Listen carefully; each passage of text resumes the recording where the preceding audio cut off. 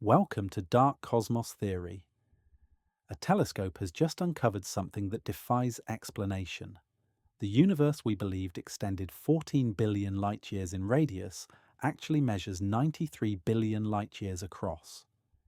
When the James Webb Space Telescope examined what appeared to be vacant space, it discovered 800,000 galaxies concealed in the cosmic darkness.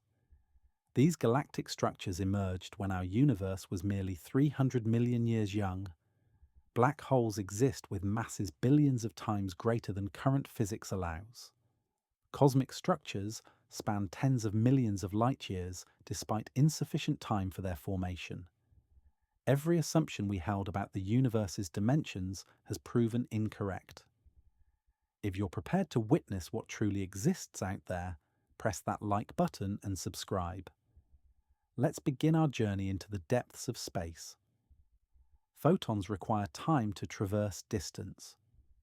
When you observe an object 1 mile distant, you're witnessing it as it appeared 5 microseconds in the past. Glance at our moon, and you perceive it 8 seconds behind the present moment. Fix your gaze upon the nearest stellar neighbour, and the photons reaching your eyes departed their source 4 years ago. This represents confirmed scientific reality. Each photon journeying through the cosmos carries visual information from the moment it commenced its voyage. The James Webb Space Telescope orbits 1 million miles from our planet, peering into the cosmic abyss. Its reflective surface extends 21 feet in diameter, coated with gold to capture infrared radiation. Infrared represents what remains after visible wavelengths have been stretched by universal expansion. Consider a siren passing your location on a highway. The pitch descends as distance increases between you and the source. Electromagnetic radiation behaves identically across astronomical distances. Webb isn't simply observing remote locations. The telescope peers backward through time's fabric itself. The most remote galaxy it has identified released its photons 13.5 billion years previously. We're observing this galactic structure as it manifested when the universe had aged only 290 million years. To comprehend this temporal scale, imagine compressing cosmic history into a single year. This galaxy coalesced on January the 2nd. Consider what makes this discovery extraordinary. The electromagnetic radiation travelling toward our instruments has been moving through space for virtually the entire span of existence. When these photons began their journey, Earth did not exist. Our star hadn't ignited. The Milky Way remained an assembling cloud of cosmic gas. Dinosaurs, humanity, civilization, everything familiar to us arose and vanished while these light particles crossed the void. Every photograph Webb produces represents a fossil record, a preserved instant frozen in electromagnetic radiation. The telescope collected photons for nearly 10 hours to capture a single ancient galactic structure. 10 hours, gathering radiation that has travelled for 13.5 billion years. The patience this requires staggers the imagination. Researchers employed an instrument called a spectrograph to verify the distance. This device separates electromagnetic radiation into component wavelengths, similar to a prism creating a rainbow. Specific patterns within that spectrum disclose how rapidly universal expansion has occurred since the radiation was released. Objects farther from us display increasingly stretched wavelengths. This particular galaxy exhibited a redshift measurement of 14.32, the highest value ever confirmed for a galactic structure. The implications are profound. We're not merely examining distant objects. We're witnessing the universe's infancy. We're observing the primordial structures that eventually led to everything we recognize. Every stellar body, every planetary mass, every atom composing your physical form traces its lineage to these early epochs.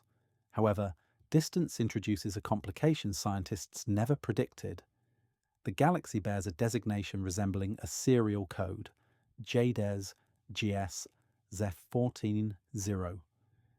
Researchers detected it in October 2023, then spent months questioning what their instruments revealed. It appeared excessively luminous, excessively large, excessively developed for something that shouldn't yet exist. When astronomers directed Webb's spectrograph toward this galaxy in January 2024, they validated their concerns. This object sits 13.5 billion light-years distant, forming merely 290 million years following the Big Bang. That positions it within an epoch-designated cosmic dawn, when initial stars were supposedly beginning to flicker into existence. The emphasis falls on supposedly. The problem manifests clearly. This galaxy measures over 1,600 light-years across.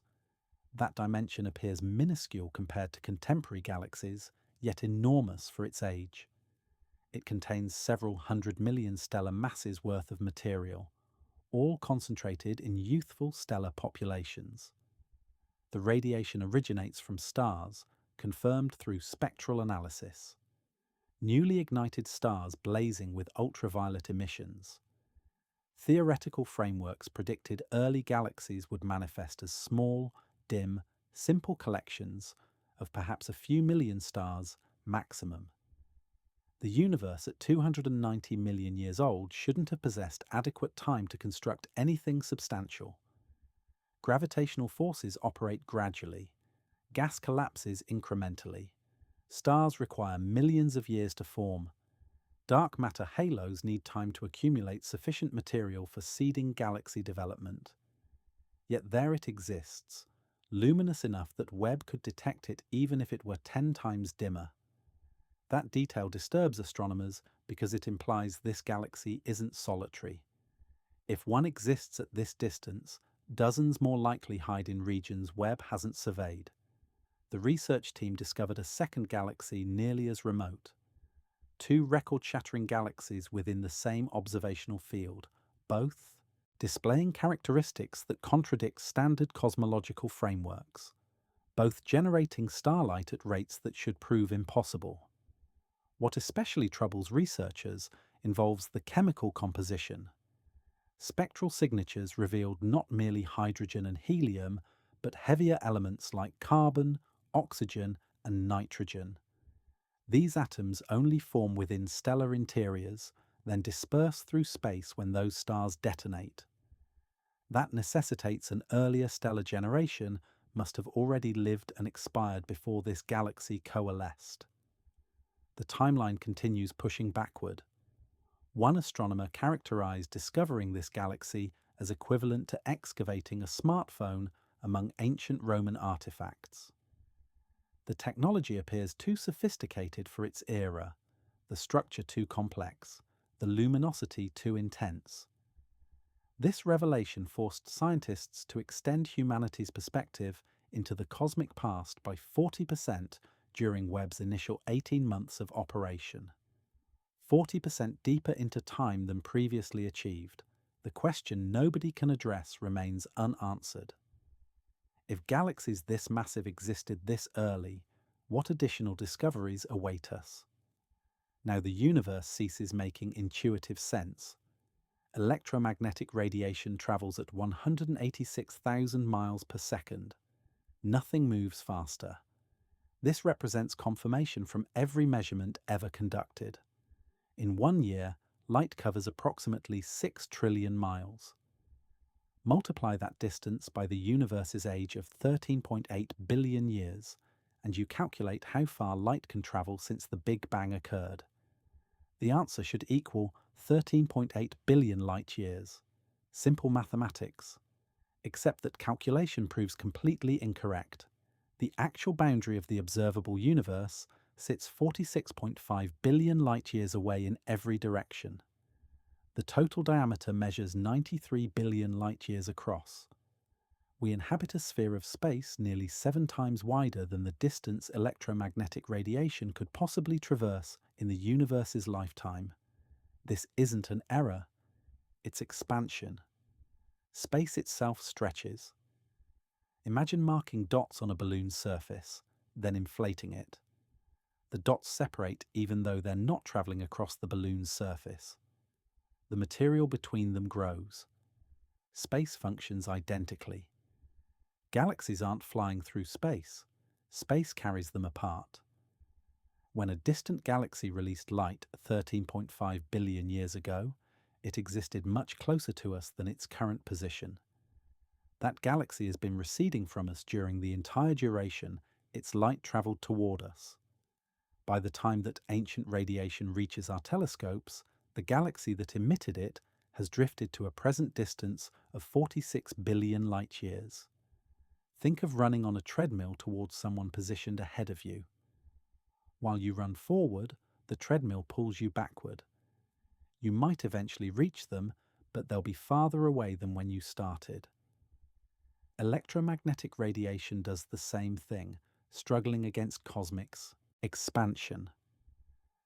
What makes this deeply peculiar is that regions of the universe exist beyond 46.5 billion light-years. We recognize they're there because space extends infinitely in all directions.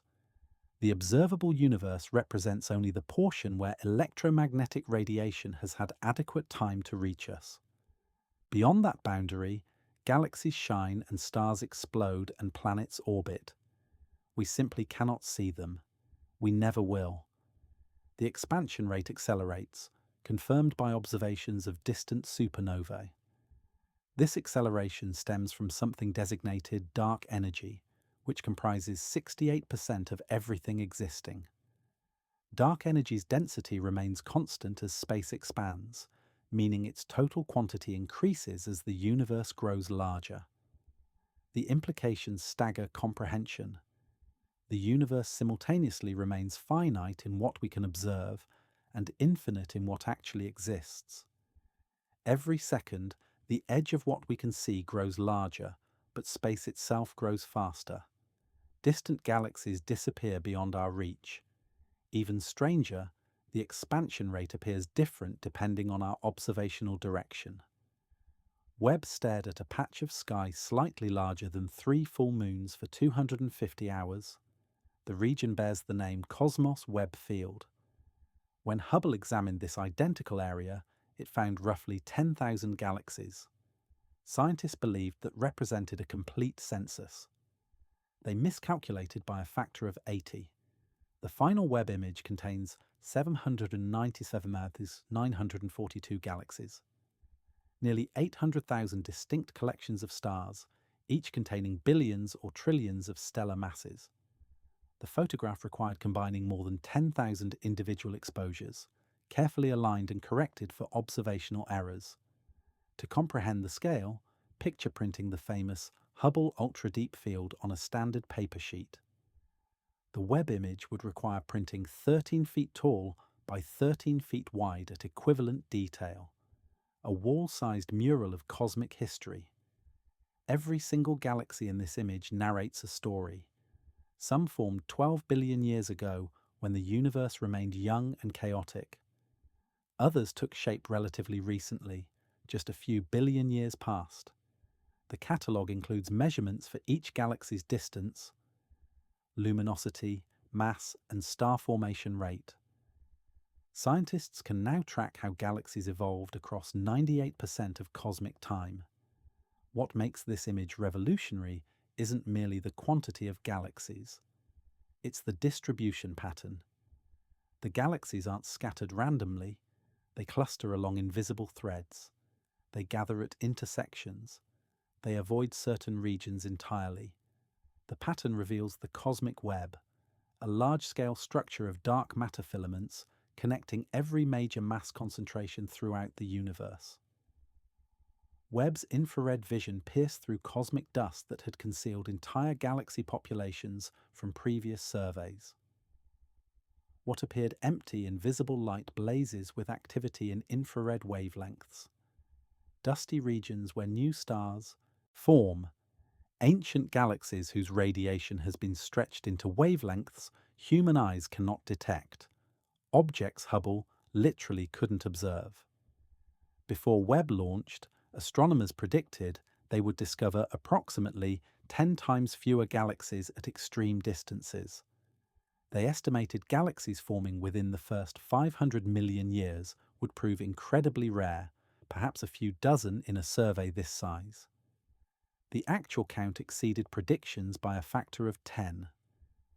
Hundreds of extremely distant galaxies crowded into a cosmic era that should have been nearly vacant. Something about early galaxy formation fundamentally contradicts our models. The Big Bang occurred 13.8 billion years ago, confirmed by multiple independent measurements. Afterward, the universe was smooth, nearly uniform. Tiny density fluctuations existed, but matter spread almost evenly throughout space. Gravity amplifies these fluctuations over time, pulling matter into clumps that eventually become stars and galaxies. This process should operate slowly, predictably, gradually. Current models estimate how quickly the first structures could form. Gas needs time to cool sufficiently for gravity to compress it. Dark matter halos require accumulating sufficient mass to attract ordinary matter. Stars need to ignite and produce the heavy elements seeding future star formation. Each step demands millions of years. The mathematics produces a clear prediction about how many galaxies should exist at any given cosmic age. Webb discovered 10 times more galaxies in the early universe than those predictions permitted. 10 times. Researchers verified the instruments, confirmed the measurements, examined the data for errors. Everything validated the same impossible result. Within the first 500 million years following the Big Bang, the cosmos teemed with galaxies. Luminous ones, massive ones, galaxies containing billions of stellar masses worth of material. The universe generated excessive light too early. It possessed only 400 million years to form structures containing 1 billion times our star's mass.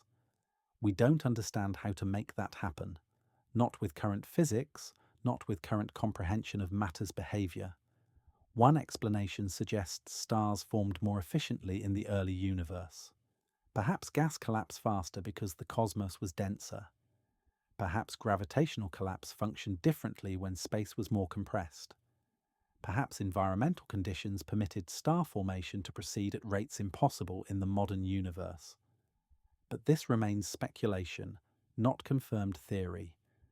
The observations are genuine. The explanations remain uncertain.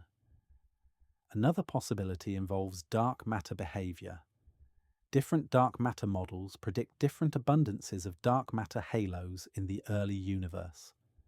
If dark matter behaves differently than the standard model assumes, it could create conditions accelerating galaxy formation.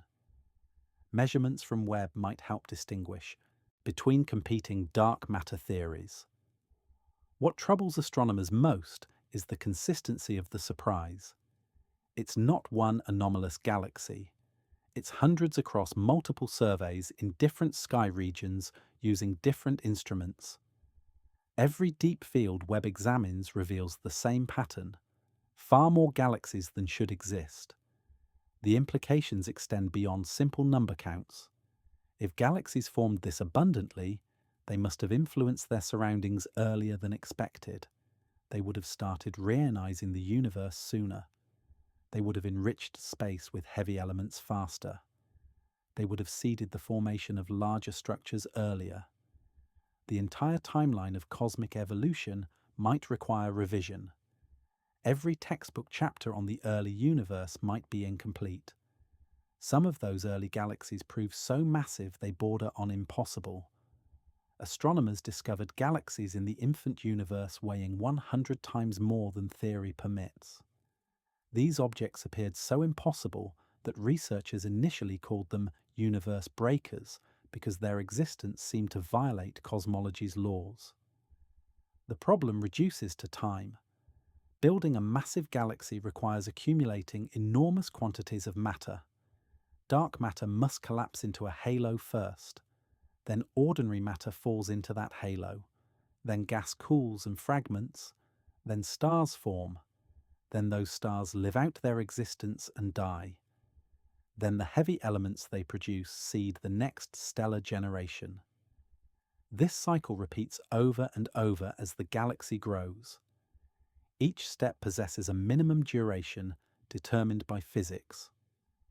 You cannot compress gas faster than sound speed without creating shock waves that heat it back up. You cannot form stars instantly. You cannot skip the waiting period while stellar evolution proceeds.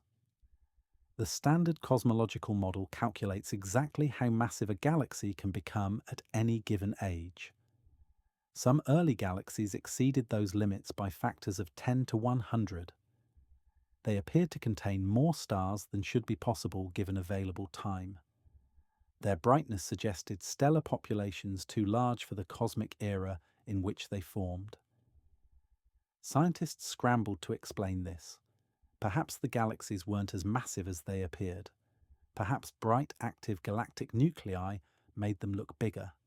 Perhaps supermassive black holes at their centers contributed significant radiation, making the galaxy seem more luminous than the stars alone would produce. Recent analysis suggests this explanation is partially correct, though not completely. Some of the universe breakers do harbor extremely bright black holes that inflated their apparent mass. When astronomers account for black hole contributions and reanalyze the data, the galaxies shrink to more reasonable sizes. They're still massive for their age, but they no longer break the universe. However, even after corrections, roughly twice as many massive galaxies exist in the early universe as models predict. The discrepancy has narrowed from a factor of 100 to a factor of 2, but the problem hasn't disappeared. Something about early galaxy formation remains unexplained. A supermassive black hole occupies the heart of galaxy GN Z11, one of the most distant galaxies ever observed. This black hole existed when the universe was only 430 million years old. Its mass equals millions or possibly billions of stellar masses. That should prove impossible. Black holes form when massive stars collapse at their life's conclusion. A star needs at least 20 times our star's mass to create a black hole when it dies. The resulting black hole typically weighs 10 to 100 stellar masses. From there, it can grow by consuming gas, dust, and other stars. But this process requires time, billions of years, to reach supermassive status through gradual accumulation. 430 million years isn't sufficient time. Even if a black hole formed immediately after the Big Bang and consumed material continuously at the maximum possible rate, it couldn't grow to billions of stellar masses by this early date. The physics of matter falling into black holes imposes strict limits on growth speed. Yet there it was. Webb detected extremely dense gas surrounding the black hole, a signature of rapid accretion. The black hole was actively feeding, pulling matter inward at tremendous rates. Spectral analysis revealed patterns that only appear near supermassive black holes consuming gas. This galaxy isn't unique. Webb has discovered multiple supermassive black holes in the early universe. Some appear even more massive than expected for their cosmic age. Each discovery deepens the mystery of how these objects grew so large so quickly. Several theories attempt explaining this. One possibility involves dark stars, theoretical objects powered by dark matter annihilation rather than nuclear fusion. These stars could grow to millions of stellar masses before collapsing directly into massive black holes, providing a head start on growth. Another theory suggests that in the dense early universe, gas clouds could collapse directly into massive black holes without forming stars first. If conditions were appropriate, a cloud containing 100,000 stellar masses might compress straight into a black hole of equivalent mass. This has never been observed, but mathematical models demonstrate it's theoretically possible. A third explanation involves collisions. If smaller black holes merged frequently in the crowded early universe, they could accumulate mass faster than accretion alone allows. Gravitational wave detectors have confirmed that black hole mergers occur. Perhaps they happened far more often in the past. Scientists detected something peculiar in galaxy GS Z12's spectrum. The radiation contained an extreme imbalance of nitrogen compared to oxygen. The ratio measured 0.46, which is bizarre for any normal stellar population. Stars don't naturally produce that chemical signature. Stellar explosions don't create it either. But theoretical models predicted exactly this signature from a type of star never observed. Primordial monster stars, thousands of times more massive than our own. These theoretical giants would have formed in the very early universe from clouds of pure hydrogen and helium. No heavy elements existed yet to contaminate the gas. The first stellar generation, called Population 3, consisted entirely of the lightest atoms. Without heavy elements to help cool the gas, these clouds collapsed into much more massive stars than form today. A monster star might weigh 1,000 to 10,000 stellar masses. It would burn incredibly hot. Its core would fuse helium into carbon at ferocious rates. The carbon would then capture additional helium nuclei through a process called the CNO cycle, producing vast quantities of nitrogen. These stars would burn brilliantly for perhaps only a few million years before exhausting their fuel. When they died, they wouldn't explode like normal supernovae. They would collapse directly into massive black holes. But during their brief lives, they would expel nitrogen-rich material into space through powerful stellar winds. That material is what Webb detected in JWST, the chemical fingerprint of monster stars that lived and died billions of years ago. The nitrogen they produced remained in the galaxy, mixed with later stellar generations, creating the unusual spectrum astronomers observed. This discovery provides the first clear evidence that Population 3 monster stars actually existed. For decades, they remained purely theoretical. Mathematical models showed they should form, but nobody had detected their chemical signatures in real galaxies. Webb changed that.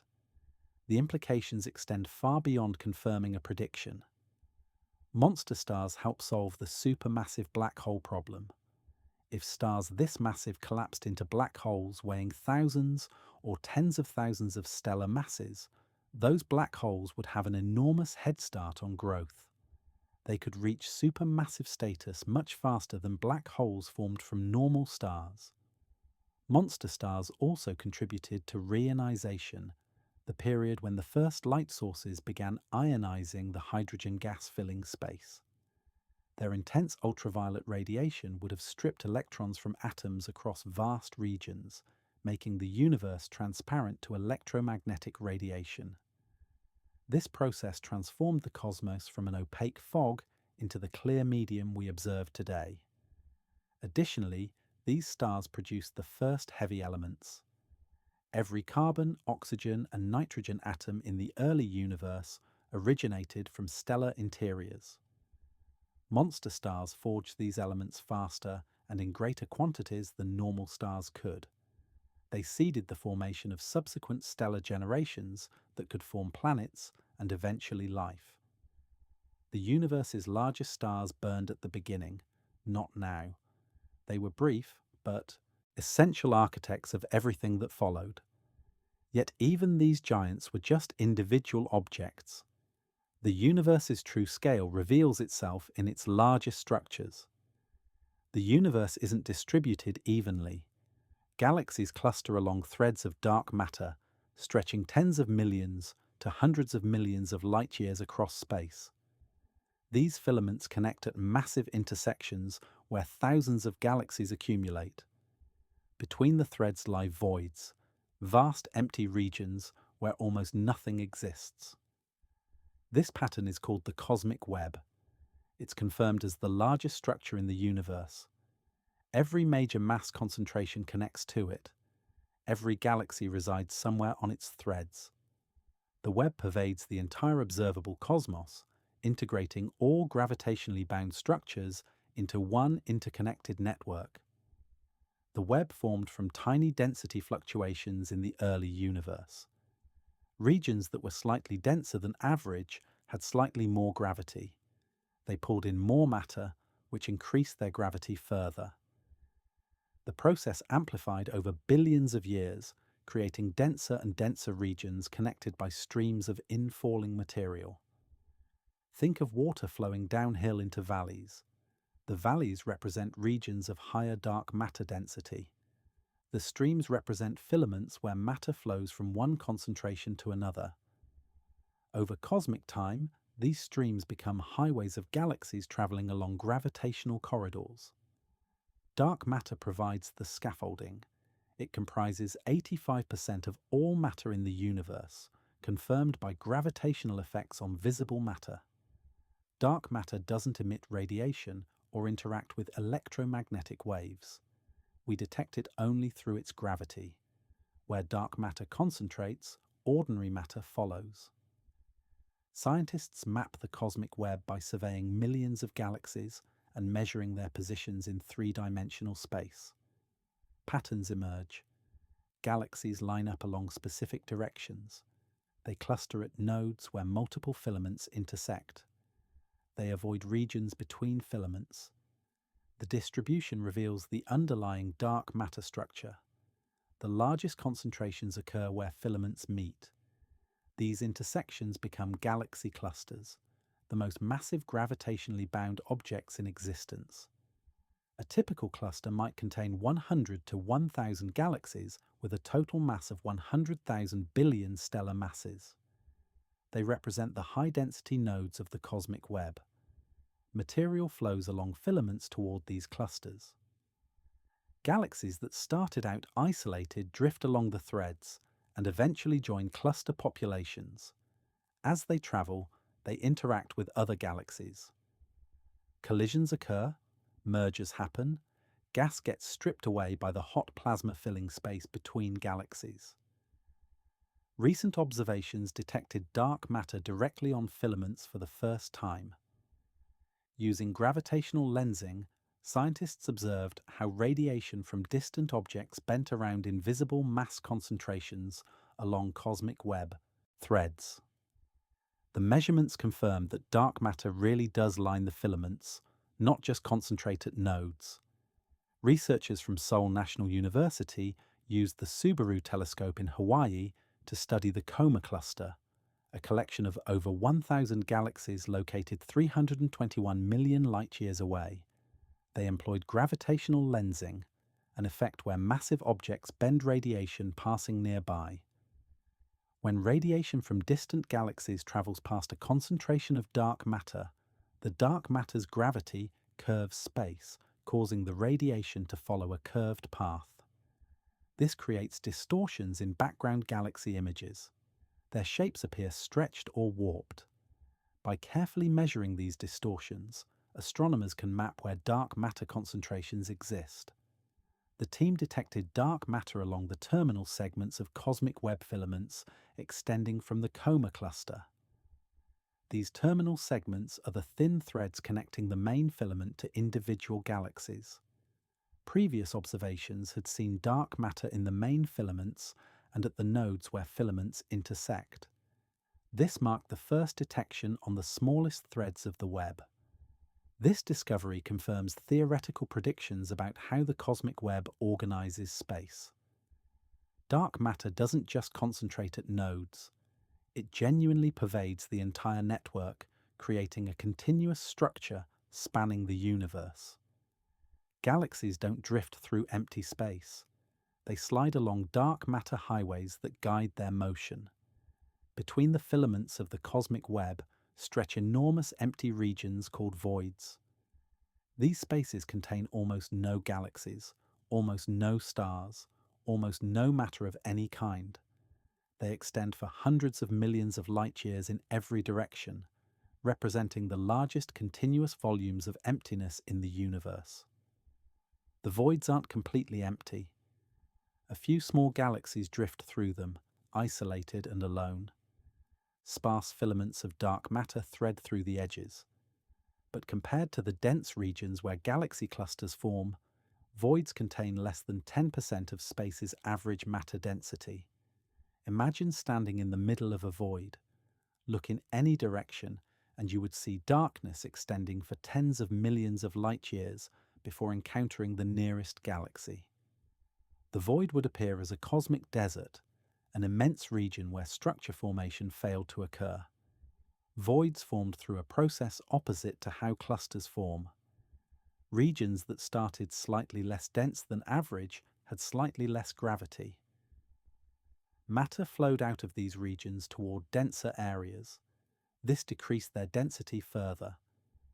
The process continued for billions of years, creating vast underdense regions while concentrating matter along the boundaries.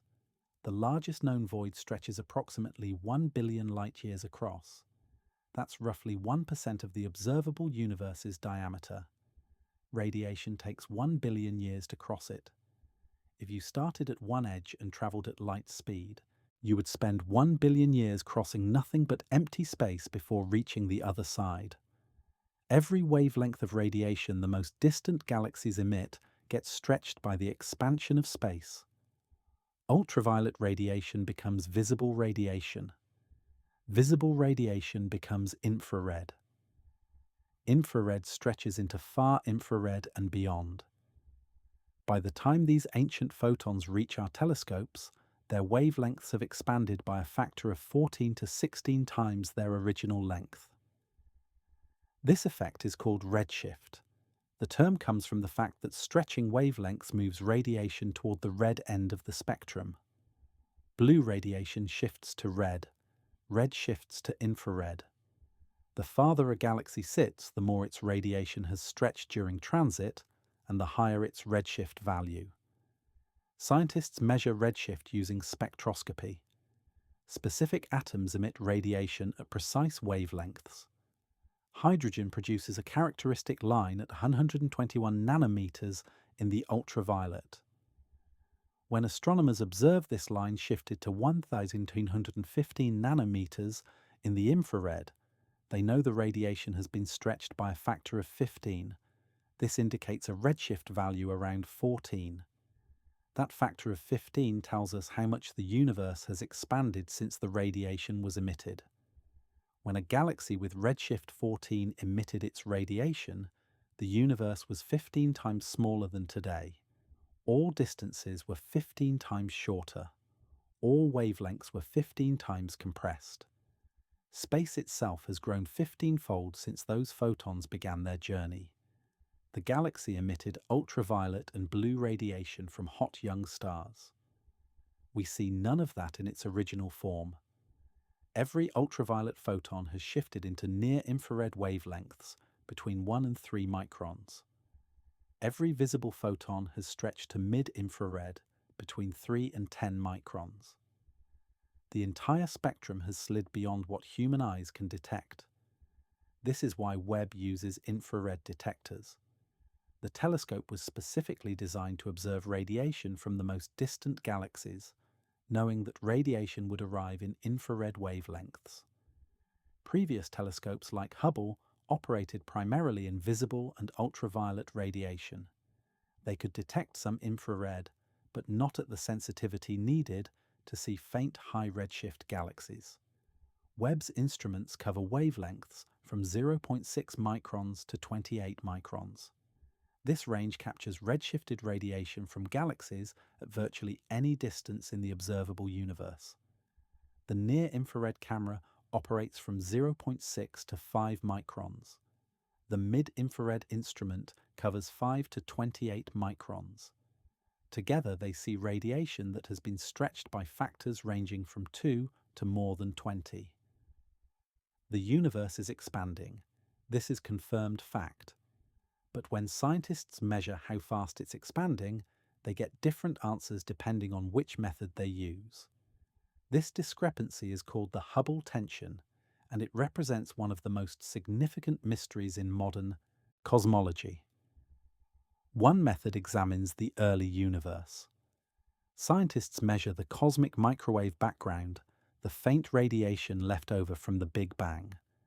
This radiation shows a pattern of hot and cold spots that reveals the universe's properties 13.8 billion years ago. From that pattern, they can calculate how fast the universe should be expanding today. The answer comes out to approximately 67 kilometers per second per megaparsec. The other method examines the nearby universe. Astronomers measure distances to galaxies using objects called Cepheid variable stars and type Ia supernovae. Both serve as standard candles whose intrinsic brightness is known. By comparing how bright they appear to how bright they actually are, scientists calculate their distance. Combining distance measurements with redshift measurements gives the expansion rate. This method yields approximately 73 kilometers per second per megaparsec. The gap might seem small, just 6 kilometers per second per megaparsec, but this difference is statistically significant. Both measurements have been verified repeatedly using independent datasets. The cosmic microwave background measurements come from multiple satellites and ground-based telescopes. The nearby universe measurements come from Hubble observations spanning decades. Webb has now confirmed Hubble's measurements using the largest sample of Webb data collected over its first 2 years in space. The team used 3 different methods to measure distances to galaxies that hosted supernovae. All 3 methods agreed with each other and with Hubble's earlier results. Webb's measurements ruled out the possibility that Hubble made a systematic error. The tension remains. The early universe predicts one expansion rate. The late universe measures another. These cannot both be correct if our understanding of how the universe evolves is accurate. Several possible explanations exist. Maybe dark energy behaves differently than current models assume. Instead of remaining constant over time, perhaps its strength has changed as the universe aged. This would cause the expansion rate to differ between early and late epochs. For years, astronomers estimated the universe contains approximately 200 billion galaxies. This number came from Hubble surveys that counted galaxies in small patches of sky, then extrapolated to the entire observable sphere. The calculation seemed solid. Multiple independent surveys agreed. Webb has forced a revision. The galaxy density in Webb's deep fields significantly exceeds what Hubble surveys suggested. If these deep field observations are representative of the universe as a whole, the total number of galaxies could be trillions rather than hundreds of billions. Consider what this means. Every estimate of cosmic structure, every calculation about total stellar mass, every prediction about how many stars and planets exist, all of these depend on knowing how many galaxies exist. The true count is 10 times higher than previous estimates. Everything scales up accordingly. The implication for planets is staggering. Our galaxy alone contains approximately 200 billion stars. If each star has an average of 1 planet, that's 200 billion planets just in the Milky Way. Multiply by 200 billion galaxies, and you get 40,000 quintillion planets in the observable universe. But if there are actually trillions of galaxies, the number jumps to 400,000 quintillion planets or more, 4 with 23 zeros after it. The scale becomes almost incomprehensible. For every grain of sand on every beach on Earth, there might be 100 planets out there in the cosmos. The increase in galaxy counts comes from Webb's ability to see fainter objects than Hubble could detect. Many galaxies that appeared as faint smudges or weren't visible at all in Hubble images show up clearly in Webb's infrared observations. Additionally, Webb sees galaxies hidden behind cosmic dust that blocked visible radiation but allows infrared through. What remains uncertain is whether Webb's deep field observations truly represent average galaxy density. The telescope has observed relatively small patches of sky in extreme detail. Perhaps those patches happen to be denser than typical. Perhaps the galaxy distribution varies significantly across different regions of the observable universe. Early results favor the higher density. Multiple deep field observations in different directions show consistently high galaxy counts. This suggests the abundance is real, not a statistical fluke. The philosophical implications are profound. If trillions of galaxies exist, each containing billions or trillions of stars, each potentially hosting planets, the probability of other life existing somewhere becomes nearly certain. The cosmos is so vast with so many opportunities for chemistry and evolution that Earth being unique seems implausible. Yet all these trillions of galaxies exist in the observable universe alone. The total universe extends far beyond what we can see. Some models suggest it might be infinite. If so, the number of galaxies isn't trillions. It's literally infinite, an endless expanse of stars and planets and possibilities. Webb revealed a universe far larger than previous estimates suggested. Not just larger in total extent, though that too, larger in population. More galaxies, more stars, more planets, more of everything. Trillions of galaxies instead of hundreds of billions, each containing billions or trillions of stars. Each of those stars potentially hosting planets. The numbers escalate beyond comprehension. The Milky Way seemed vast when we thought it was one among 200 billion galaxies. Now it might be one among 10 trillion or more. Earth shrinks in significance with every new discovery. We orbit an average star in an average galaxy in an average region of space. Nothing about our location appears special. We're not at any center. We're not in any unusual structure. We're a typical planet around a typical star in a typical galaxy among trillions. This realization has been building for centuries. Copernicus showed that Earth orbits the star, not the other way around. Later, astronomers showed our star is ordinary, one among hundreds of billions. Then we learned the Milky Way is one galaxy among many.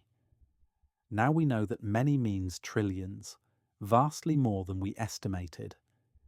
Each discovery displaced humanity further from any sense of cosmic importance. We are not the center of the solar system, not the center of the galaxy, not in a special galaxy, not even in an unusually large cluster. We're thoroughly average in every measurable way. Yet this displacement brings perspective.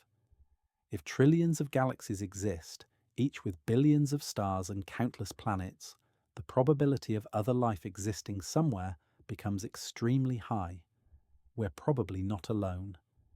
The cosmos is too vast with too many opportunities for chemistry and evolution for Earth to be unique. This realization changes how we think about ourselves. We're one outcome among potentially billions or trillions of instances where matter organized into living systems. Our particular history, our specific biology, our individual civilizations might be unique, but life in general, intelligence in general, probably appears throughout the universe. We can never know for certain. Most of those potential civilizations lie beyond the cosmic horizon. We cannot communicate with them. We cannot observe them. They cannot observe us. We exist in isolation despite being part of a potentially populous cosmos. For the civilizations within our observable universe, detection remains incredibly difficult. Space is vast. Distances are enormous. Signals attenuate to undetectable levels across thousands or millions of light years. The universe could be teeming with civilizations, all trying to communicate, all failing to bridge the vast gulfs between stars. Webb reminds us of these gulfs. Every deep field image shows thousands of galaxies, each separated by millions or billions of light years. Each galaxy contains billions of potential homes for life, yet the distances render them unreachable. We can see them, we can study them, we cannot visit them or communicate with anyone who might live there. What we can do is appreciate the scale, understand our place within it, recognize that we're part of something vastly larger than ourselves. The universe is 93 billion light years across in what we can observe. Beyond that, it extends farther, possibly infinitely. We occupy one planet circling one star in one galaxy among trillions. At the centers of some galaxies burns a radiation source so intense it outshines every star in that galaxy combined. These objects are called quasars. They represent the brightest continuously shining objects in the universe. A single quasar can emit more radiation than 1 trillion stars like our own. Quasars are powered by supermassive black holes consuming matter. As gas spirals inward toward the black hole, friction heats it to millions of degrees. This superheated material radiates across the entire electromagnetic spectrum. The energy output is staggering, more luminous than the combined radiation of hundreds of billions of stars, compressed into a region smaller than our solar system. Webb has detected quasars existing when the universe was less than 700 million years old. These ancient quasars pose the same problem as early supermassive black holes.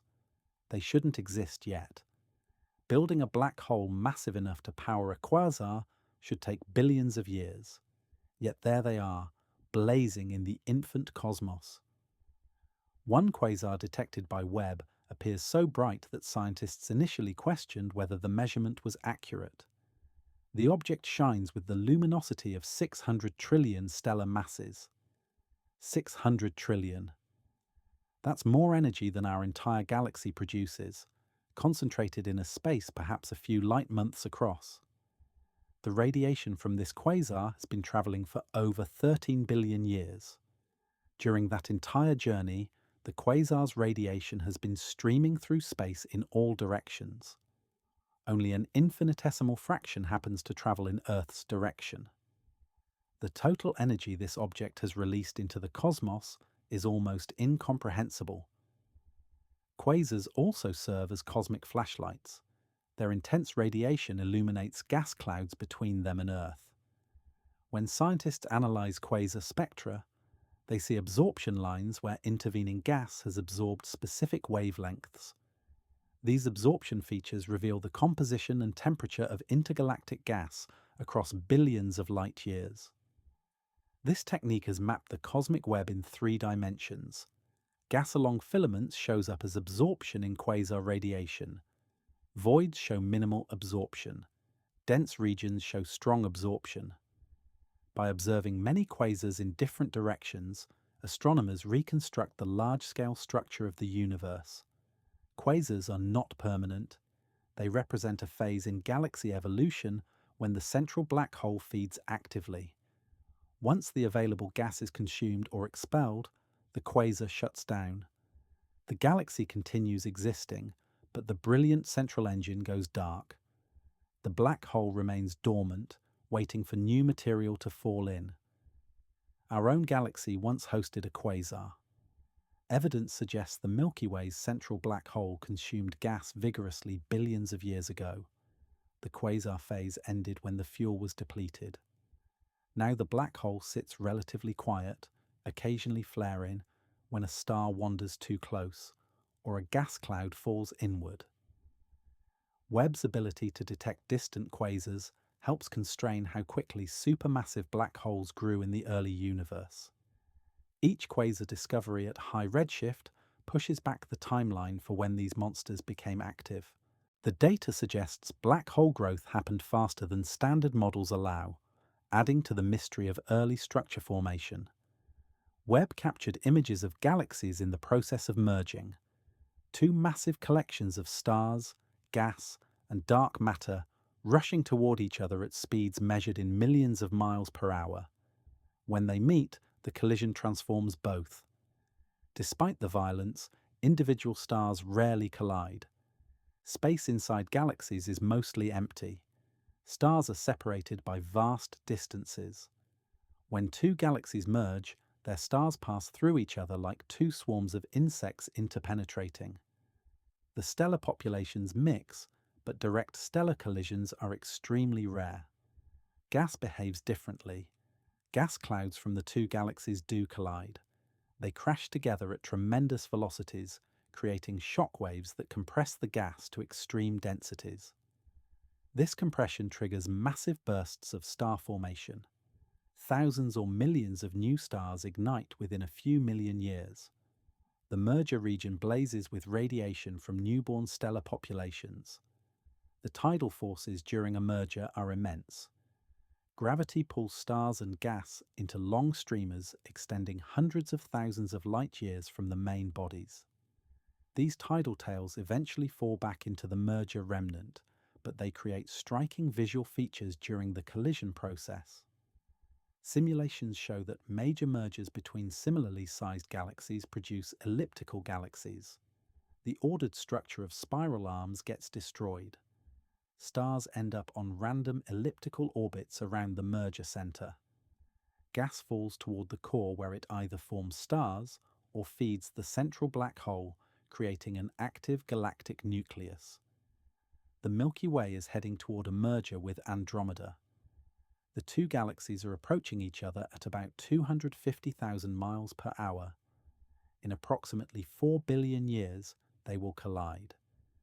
The merger will take several billion years to complete as the galaxies make multiple passes, gradually spiraling together due to gravitational interactions and energy loss.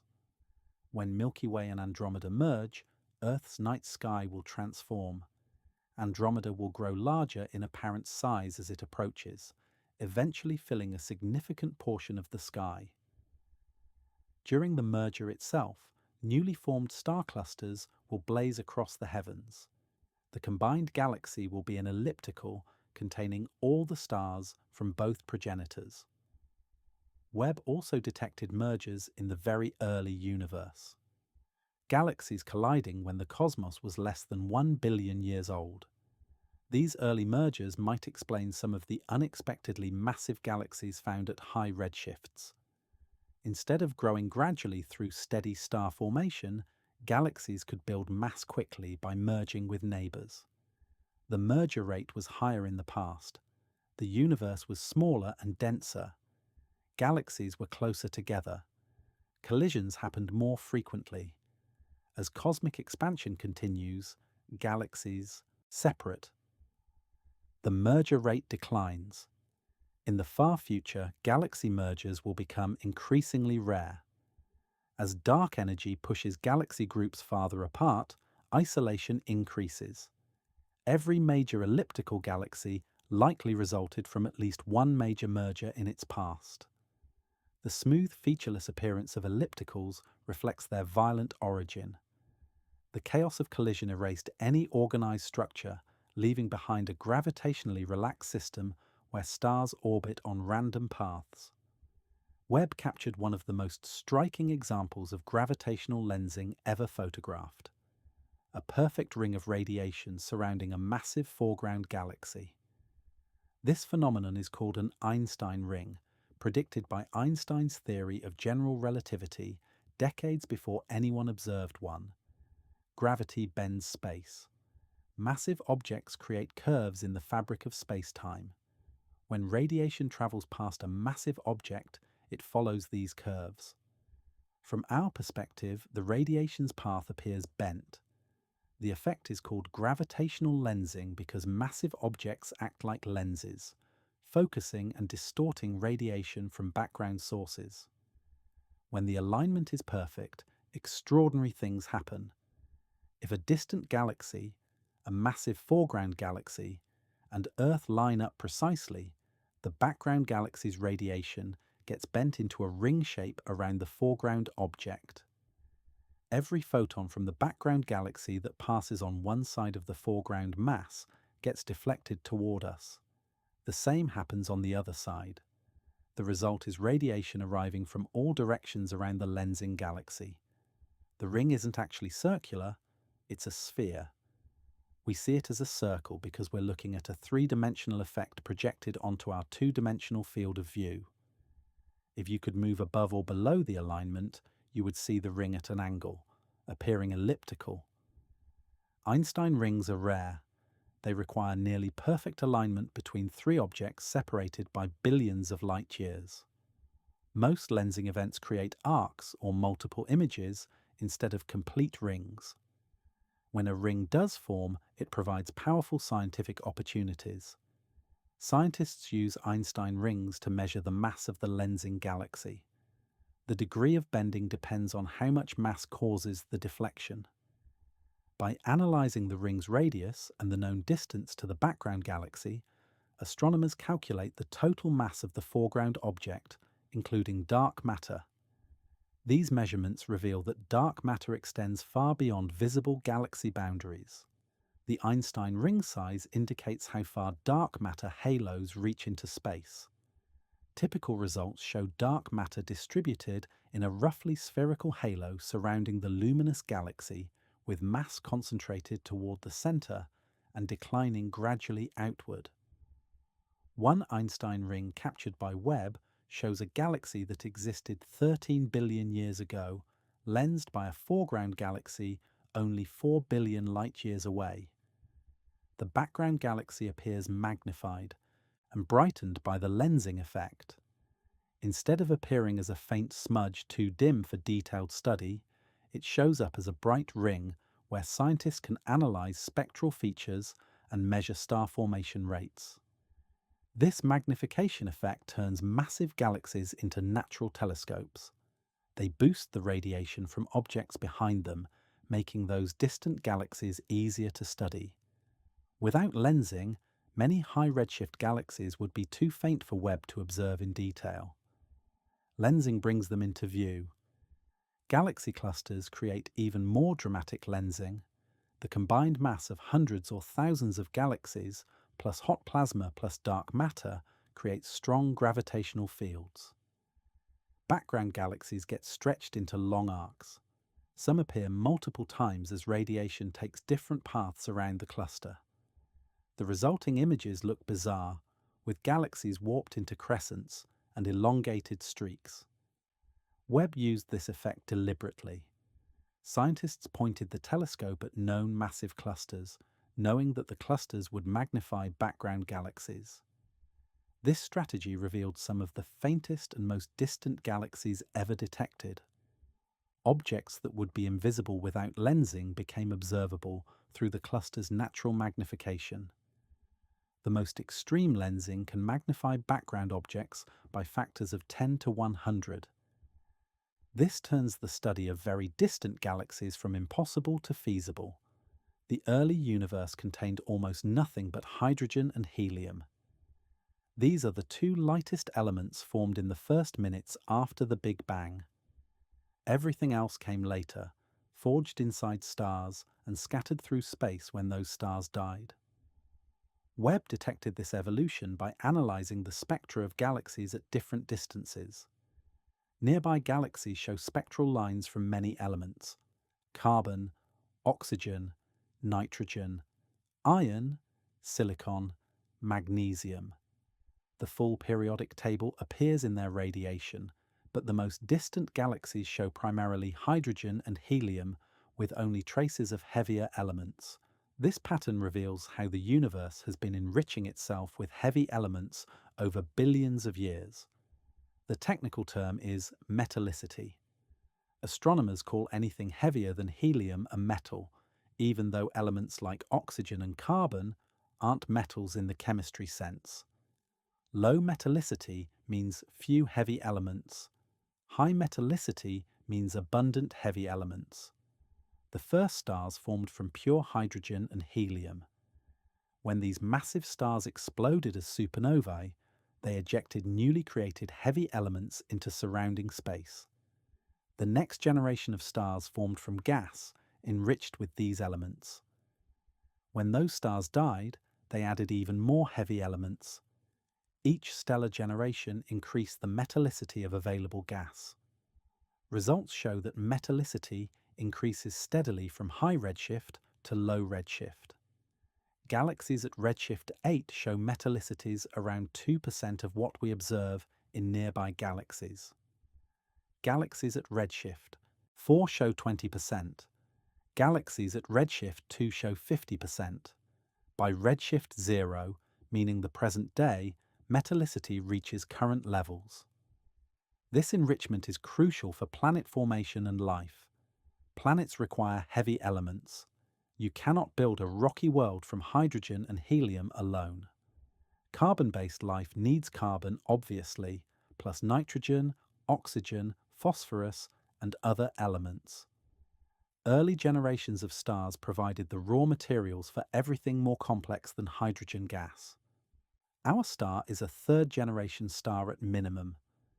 It formed from gas already enriched by previous stellar generations. That gas contained the silicon, iron, oxygen, and other elements needed to build Earth and everything on it. Every atom in your body except hydrogen was created inside a star and released through a supernova or stellar wind. Webb's observations show this enrichment proceeding faster in some environments than others. Dense regions where stars form rapidly accumulate heavy elements quickly. Sparse regions where star formation proceeds slowly remain metal-poor longer. Galaxy mergers accelerate enrichment by triggering intense starbursts that produce and disperse heavy elements rapidly. The most metal-poor galaxies Webb detected exist at high redshifts. These pristine systems contain gas that has experienced minimal stellar processing. Studying them reveals what the universe's raw material looked like before significant enrichment occurred. The composition matches predictions from Big Bang nucleosynthesis, the process that created elements in the first minutes after the Big Bang. Interestingly, even in metal-poor galaxies, some elements appear more abundant than others. Oxygen enriches faster than iron because different types of stars produce different elements. Massive stars that die young produce mostly oxygen. Smaller stars that live longer produce more iron.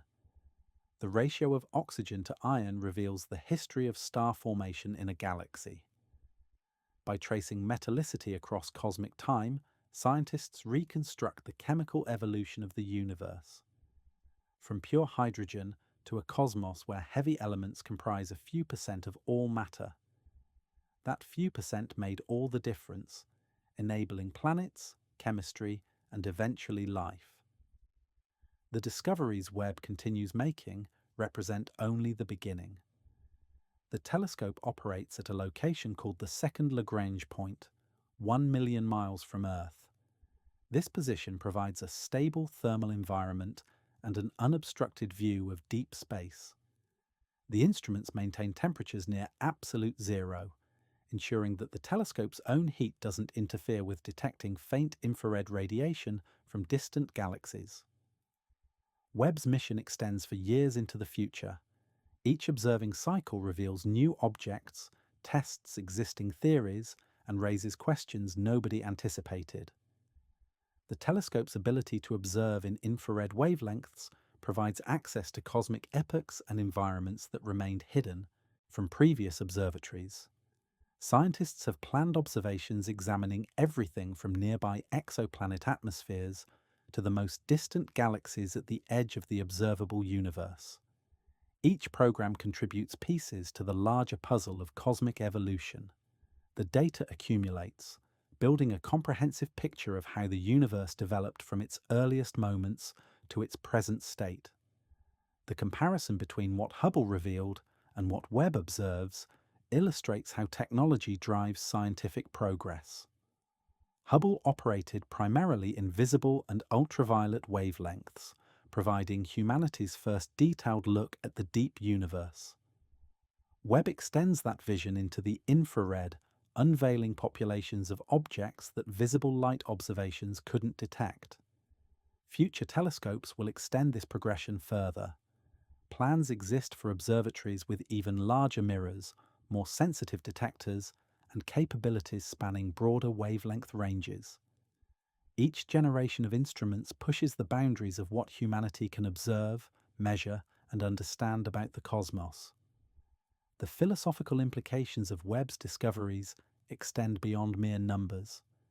Confronting the universe's true scale forces a recalibration of our significance. We inhabit one planet among potentially hundreds of thousands of quintillions. Our star represents one among hundreds of billions of trillions.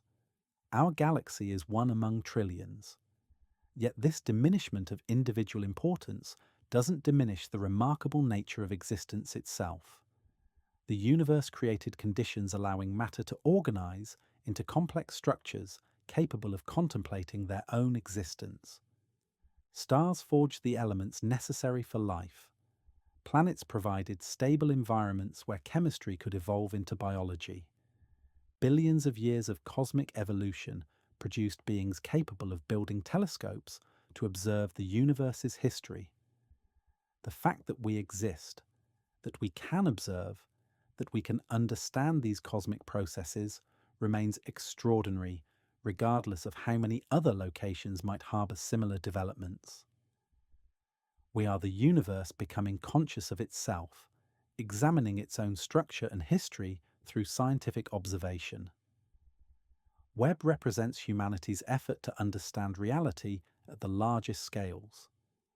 The telescope extends our senses beyond biological limitations, capturing radiation our eyes cannot see, resolving details our visual system cannot process, measuring distances our minds struggle to comprehend. Through this technological extension of perception, we glimpse truths about existence that would otherwise remain forever hidden.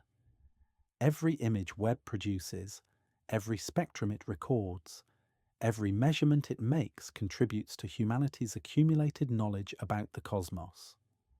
This knowledge transforms not just scientific understanding, but human perspective on our place within the vast expanse of space and time. That's not insignificant. That's our home, our origin, our context.